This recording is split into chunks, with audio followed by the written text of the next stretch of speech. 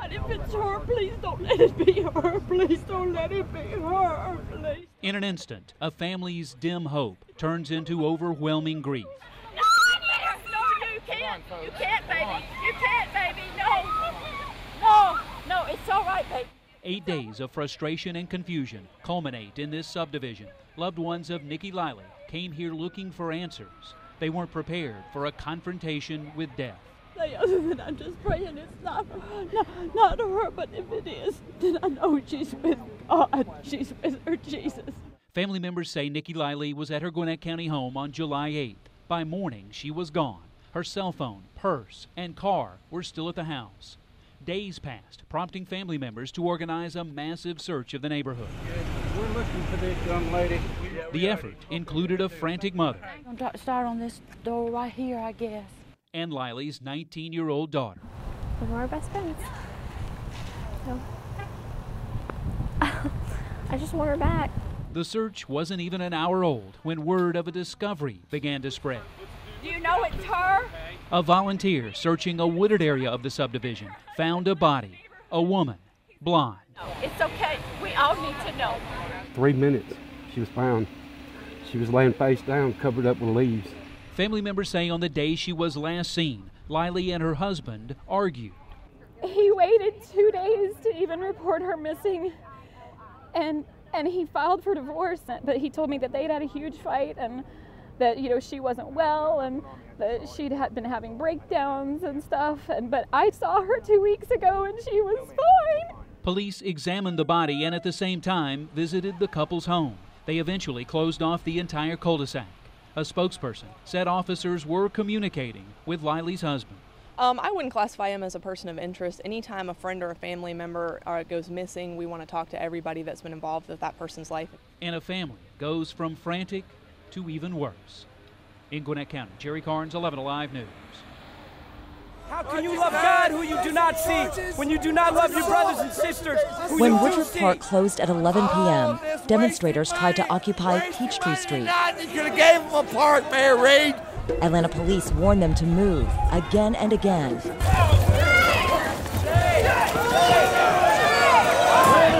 And then began making arrests. Back up! Back up! Back up! Back up!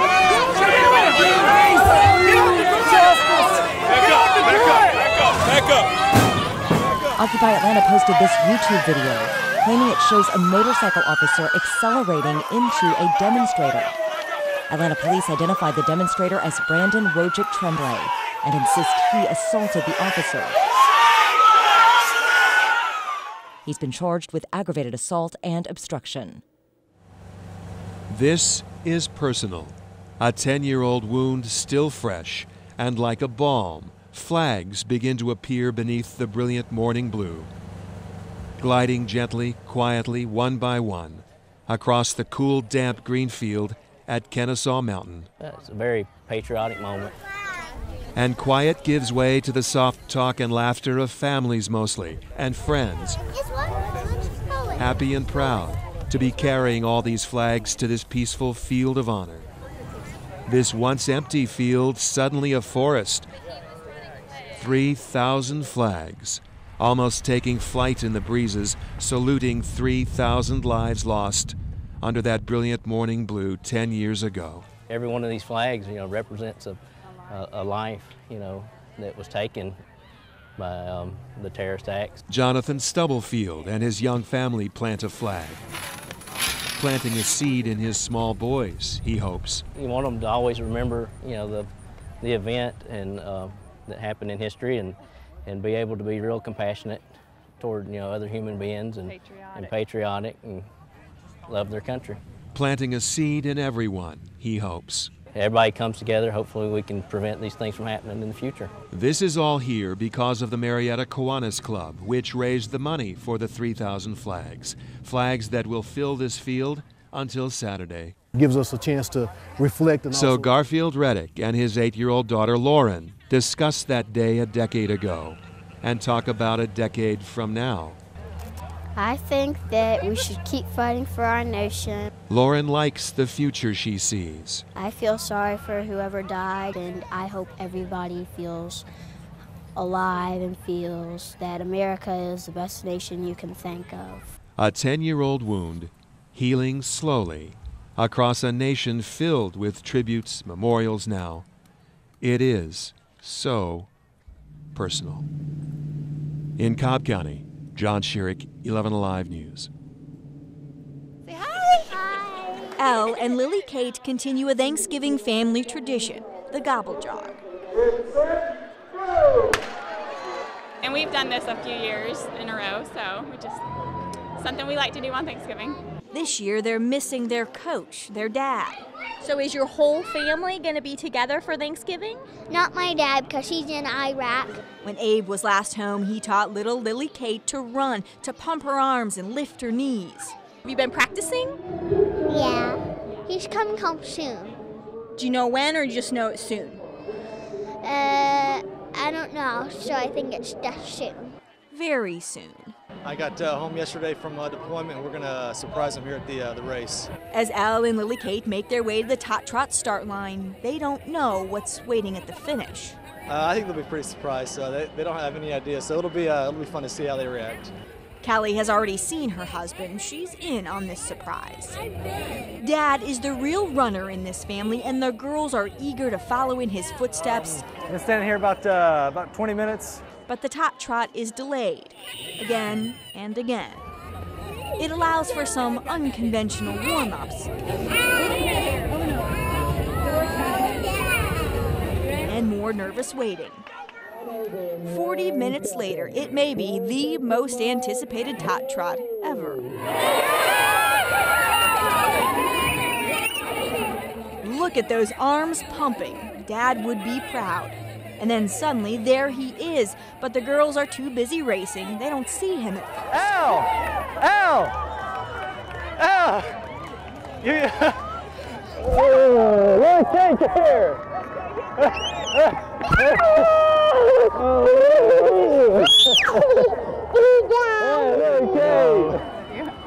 Me too. And your daddy's here! Very thankful for today and getting to come home. Baby Brinkley joins the celebration, and it is suddenly a perfect finish line photo. With photojournalist Mike Thomas, Julie Wolf, 11 Alive News. So kind of map it out. Judy, you ready? Yeah, I'm ready to go for it. Jonas Ho works on tough guys. It's a living canvas. But he has a soft heart. I believe that you use your talent the way that best benefits the world. When he saw the devastation in Japan, he knew he had to do something to help. And it really kind of snowballed off of Facebook. So I'm doing the best I can. Ho was born in Vietnam, but has family members who live in Japan. They're all safe, but scared. And I can't imagine what my family's going through, all the millions of people they're going through. I mean, just living day by day. Oh no, a little bit more and then we're done. Ho spent the day doing what he loves. But it's for a really good cause. And donating 100% of the proceeds to the American Red Cross. It's definitely outside the box. If I was a juggler, I'd be juggling trying to do a benefit, you know? So just so happened I'm a tattoo artist, so here we are, you know? He hopes to raise hundreds of dollars. If we raise money, that's awesome. But it's more important that we raise awareness. I like it. Jennifer Leslie. It's for a good cause. You want next? 11 Alive News. The majority of it's behind the desk, shuffling paperwork around. There's a lot more than shuffling involved in Major David Bertrand's job as a Sandy Springs police officer. You know, the boring stuff that makes a police department run. There is a lot of sitting. He makes up for it. Like last night, my 8-year-old, he had a game. David is raising his 3 children alone. Everything comes second to being a father in life. Actually, that second slot, the one right behind his children, is taken by this. I look at running like a child would look at going to Six Flags. David has always run. He wasn't always good, like in high school. I was the worst. Hey, how are you doing? He kept running in the Marines, in the police force, in marathons, then triathlons. He did the Ironman twice. I'd like to see how far I can push my body. So David pushed some more. 65 pounds more. He used this lead vest to train for a 50-mile race. This working father needed to train harder and shorter. But it's what he added next that got him noticed. It's an Eagle GT. Yep, David Bertrand runs with a tire. All over Dunwoody. Runs 15 miles with a 20-pound tire. I get a lot of people stopping and asking me if I need a ride to the gas station, if I need to go get my tire fixed. It looks funny. David's not laughing. It's very painful. I like to think it builds up my pain threshold for these long distance running. The 50-miler went so well, David signed up for a 100-mile race a few months ago, Key Largo to Key West. It was probably more painful than I thought. His high point, using a box cutter to cut a blister the size of his foot off his foot. The crazy point, learning that running 100 miles can make you hallucinate. There was a girl that was running in front of me in the 100-mile race, and I kind of felt she was levitating a little bit in front of me. David was jealous of that floating runner, but he kept on and finished. Did it in 26 hours and 16 minutes. Each accomplishment gets a permanent spot on legs that propelled him to the finish. David is humble about his running.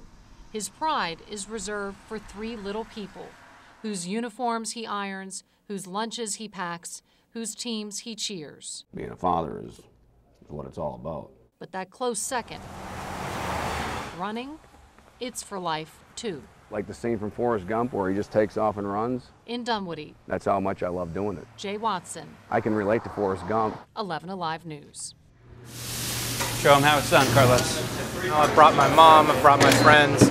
Well, they're good burritos. Matt Hinton knows his way around a burrito. They want all those in flour tortillas? But the path to get here has tested him. My identity, Amanda, has been called into question a little bit. Because not too long ago, Hinton was a Morehouse College professor of religion. Declining enrollment saw his classes and his paycheck cut. He had to do something. What seemed like the thing to do to me was to do whatever supported my wife and kids.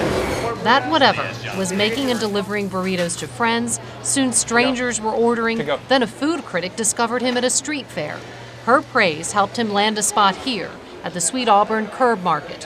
His burritos have become a sensation, landing him a coveted top 10 spot on USA Today's Best Burritos in America. How good are they? I've been waiting about 10 years to get a burrito like this, and every day off I come here. They're incredible. I don't blame you. They're so good. Are you happy doing this? Success is subjective. Matt. When you think you're one thing, Take care. But then you become another. Sorta. Should I say yes? Yes, very happy. Matt still hopes to return to teaching and keep the burrito business going. I've trained these guys that can move on without me. I didn't even know what a potato was. That's right, he didn't even know what a potato was. Look at me. So maybe this isn't the flock Matt envisioned, nor the fold in which he thought he'd find himself. But faith led him here. You know, the Bible says that husbands are obliged to love their wives as Christ loved the church. It means I'm willing to roll burritos for my wife and my kids. You doing all right today? Sacrifice that led to success. Thank you. At Sweet Auburn Curb Market. Is that for here to go, ma'am? Jay Watson, 11 Alive News.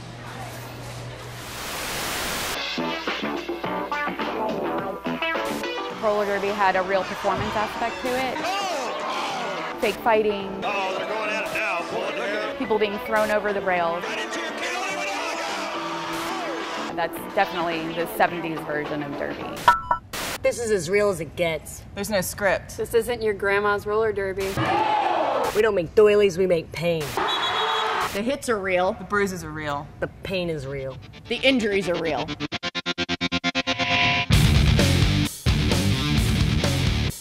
It's a fast-paced, adrenaline-based game. Pick it up, pick it up, pick it up! Go, go, go!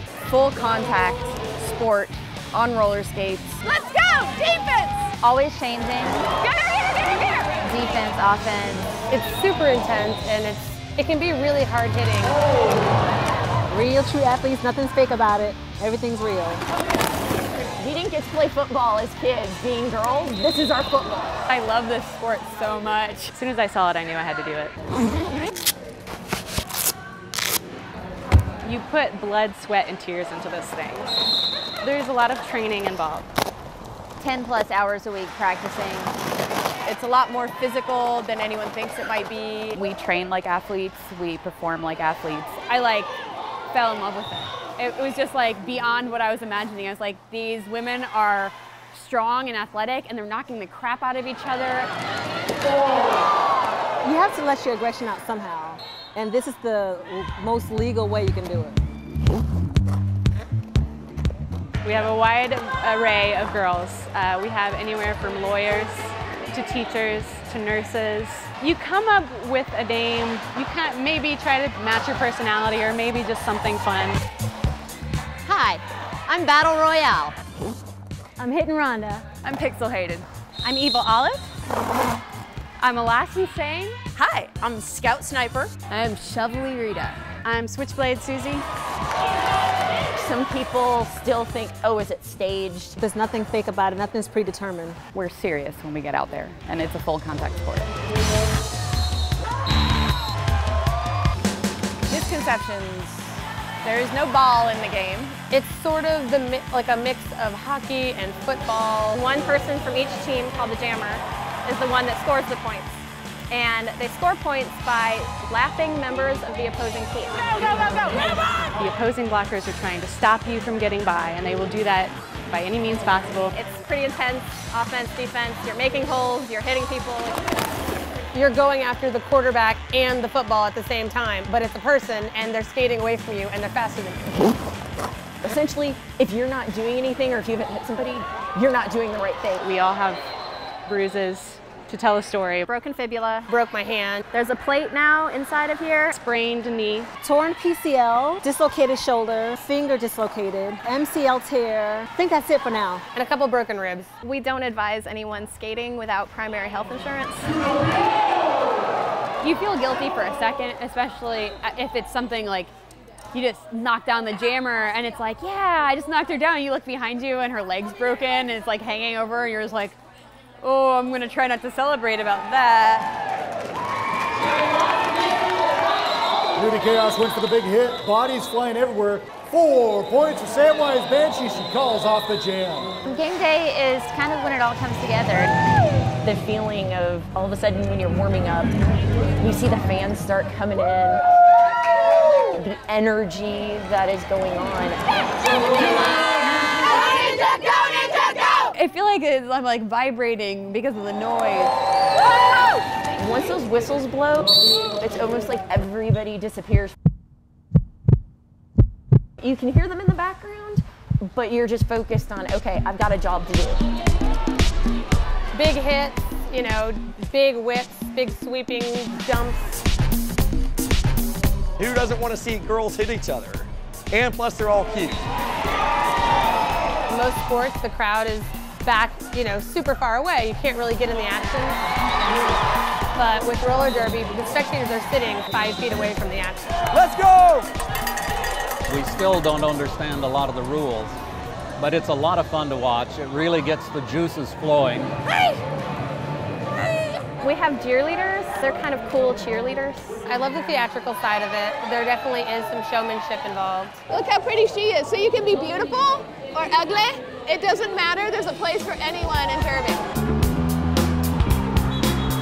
I don't have kids. This is my baby. It's just the love of the sport. This is like my rock. It's pretty much like your second family. You actually marry into roller derby. Admittedly, yes, it's fun to hit people, but also see just how far you can push yourself and what your limits are to keep achieving something. If I could, you know, leap in the air while some giant scary girl is coming to kill me, I can certainly go and like land this interview. I couldn't imagine my life without it.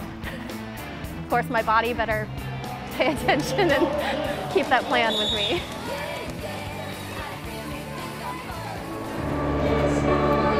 It's going to be fantastic. For 30 years so far, it'll be a great Christmas for the kids. The employees of Atlanta's own Delta Airlines have embraced the kids of Christian City, who come from some of the most difficult circumstances of life, have taken these kids under their wing. And this year, we pooled resources. Delta's Tad Hutchison tells me, from all the Delta employees, and raised more than $30,000 to take these kids to have a great Christmas. which is amazing in itself, but this is a special event this year. Kara, who has lived at Christian City for more than 2 years, and Adam, a resident for 8 years, most of his life. They think they're just here for their typical party. Kara, Merry Christmas, Kara. All 37 young residents who have survived some of the worst of life. This year, it is just going to be mind-blowing for a lot of them. These kids are going to blow the roof off of this place. This year, Delta employees have a surprise for them. Yes! That's even bigger than the presents the children are unwrapping. Christian City's Bob Crutchfield. These are kids that don't, for various reasons, don't have a home of their own. These are kids that we would consider abused or abandoned. You can't imagine the life experiences that they've had. So how could anyone not want to take these kids under their wing and give them the biggest surprise of their lives? Friday night, just when they thought they had unwrapped all of the gifts, the elves appeared with a sign. It says Delta Airlines is sending the Christian City kids to We're going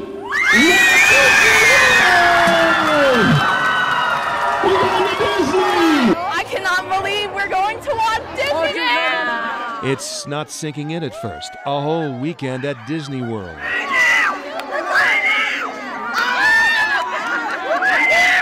My heart started pumping, so I was scared. You were scared? Why? Because I'd never been on a plane. Ladies, men. Within an hour, they were on their way, on Delta's wings, with prayers of thanks. This is going to the moon for them. And so it's an experience that will live with them for the rest of their life. But what they'll get out of it is not just this trip, but they'll be accompanied by these Delta employees that will individually take these children under their wing, and they will know before these 3 days are over. They love them and care for them, and it changes the way that they see life altogether. And the kids who are apart from family My biggest wish at Christmas time know they have found their way home. to just be with friends and family. I have that. In Atlanta, John Sherrick, This really, truly has been the best Christmas ever. 11 Alive News. We're all striving for that goal, for that dream. The dream of me becoming an athlete is now a reality. What does it mean to become an athlete? In this case, it means a perfect morning in St. Petersburg, Florida, the St. Anthony's Triathlon and its 4,500 participants, and 3 brothers about to make history. It's a very hard challenge, but I wanted to share it with my brothers. Hey-o! We introduced you to Kyle Pease back in February, a young man in his 20s who suffers from cerebral palsy and responds by holding down 3 jobs and taking up adventure sports. He wanted to do a triathlon with his older brother Brent and twin brother Evan. They said, absolutely. Really looking forward to the next 3 months with these crazy bozos and stuff. Oh, God. Crazy bozos. 3 months later, the brothers have new sponsors and equipment. They have experience running a half marathon in March as a warm-up for this. And at least the day before the race, they're still crazy bozos. Mike picked that up. Is Kyle texting? He's on Twitter. Getting to know different parts of my body and... You gotta be kidding me. No, man. Yes, it's been fun. But for Kyle, the journey has meant something more. A test of his own physical limits and stamina. The chance to, for once, not watch the athletes, but be the athlete. That's the most gratifying part for me, is to sit here and say, now I'm going to be a triathlete. And I'm going to be a triathlete with my brothers. On to that perfect morning. Race time is 5:40. The brothers prepare. See you on the course. The sun peeks over the horizon. And the triathlon begins. What does it mean to be an athlete? See Kyle withstand the jostling as Brent swims the wavy waters. See the crowd cheering the transition from swim to bike. Ladies and gentlemen, that is Kyle Pease. And the bumpy but joyous ride along the Floridian streets. Yeah, boy! See the teamwork of 3 brothers who have prepared for a moment. And when it arrives, knock that 6-mile run out of the park. Yeah! All the way to a photo finish. What does it mean to be an athlete? More than bouncing a ball, throwing a pass, or playing a game, being an athlete is, at its core, about setting a goal and achieving it. One of the best days of my life. And it's even sweeter when you do it as a team, as brothers. Nice job. Everybody has a gift in life, and it is up to us to open that gift and just go for it. From St. Petersburg, Florida, Matt Pearl, 11 Alive News. When classes end, a new part of the day begins. And it is from 2:45 to 4. Anyone who has survived high school knows that what you do and who you know determines where you fall in the hierarchy. Most would agree, even grudgingly, that athletes and cheerleaders are often near the top. They're beautiful, they're talented, their moves are precise. But added to this precision, this perfection a few weeks ago, a bit of sparkle. Dacula High School squad has 5 new cheerleaders from Mrs. Zeller's class. I want you to tell me. Oh, I love them. I love them so much. The joy they get out of things that most of us take for granted is amazing. The Sparkle Effect is a national program that incorporates special needs cheerleaders into mainstream squads. School counselor Jana Jaffe. If you feel good, you excel. You show it in everything that you do. I get kind of nervous. Mrs. Zeller recruited 5 Sparkles: Stephanie, Shelby, Ashlyn, Jasmine, and Aaron. And then the main squad was told 3 days before the next game. They just appeared in our locker room 5 minutes later to try on uniforms, and we were like, oh, okay. Selena Lee would not only cheer with the Sparkles, she would be a buddy to Jasmine. It's fun. Savannah Raymond is a buddy to Stephanie, whose dream was to be a varsity cheerleader. I love it a lot because you learn a lot of cheers with our friends. And there's Aaron, the lady killer in residence. I heard that when you became a cheerleader, you wrote your name and number down on a bunch of cards to pass out to the ladies. Yeah. You ready, baby? Let's go. It's a Friday night home game. Let's go! Aaron works on his dance moves while others do a last-minute practice. And then we're gonna cheer, right? Cheer like crazy. Shelby's excited. Her family's here. My papa, my mama. Let's go, Falcons! Sparkle families know struggle. They've fought for their children to have experiences like other kids. But this? Being a varsity cheerleader on a Friday night in front of a throng of fans? This was more than any of them ever dreamed. Jasmine's father. She's a cheerleader. She's part of the school. It meant everything to me. Stephanie's little sister, a fellow student, watches her from the stands. It was great to watch her cheer because I know that she loves it. And she always wanted to do it. And for a squad that sacrificed perfection for inclusion, pride. The faces of some of them, that's what I enjoy seeing. Watching them watch the Sparkles. They sparkle watching Sparkles. When we first started, she would not say a single word. She would just sit there and have her mouth closed and do the motions. But last week, she finally said the words to the cheer, and we almost all cried. We were so excited. She's become one of my best friends. Very proud of her. You can tell how much she loves it. So yes, this is a story of tolerance and understanding, but it's more about what happens when hierarchy gets dumped on its head. The only lines at Dacula High School are the ones that separate the front row from the back.